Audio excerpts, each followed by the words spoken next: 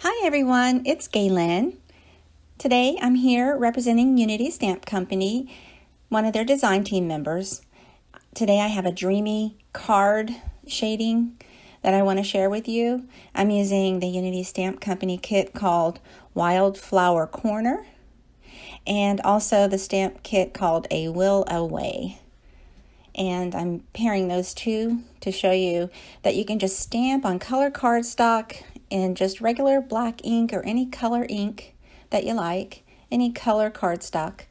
I also have a piece of a doily that I'm using as a trim, and I have my Creative Times dies called More Stitched rectangular dies. I'm using Color Box ink. It's a pigment ink and it's called Sweet Tooth. It's like a white shade, and I'm using a blender, a foam blender. It's like a ink applicator and it's foam.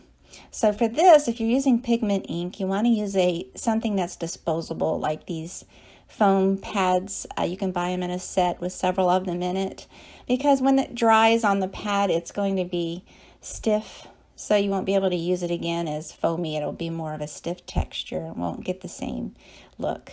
So you just dab a little in the ink onto the foam and just go in circular motions from the outside in and I added a white shade. You can use any color ink, and you can use any type of ink.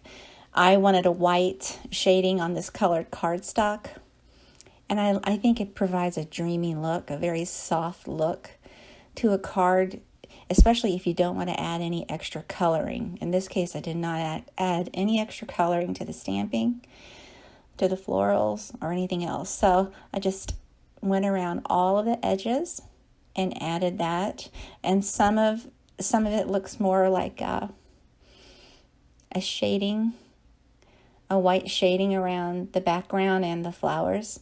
Now, because pigment ink takes a little longer to dry, I heat set it with a heat tool.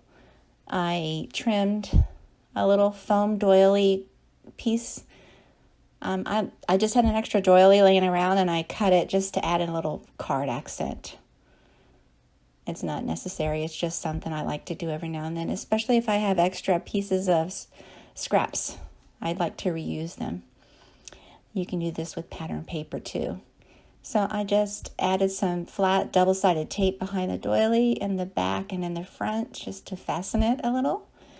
And I use the multimedia matte glue for any tiny spots that lift up from the doily. I just glue them back down. And I add double-sided foam tape to the back of that stamped panel. It just lifts up off of the card base nicely. You peel away the outer coating, and then you have the adhesive that will stick right onto the card base.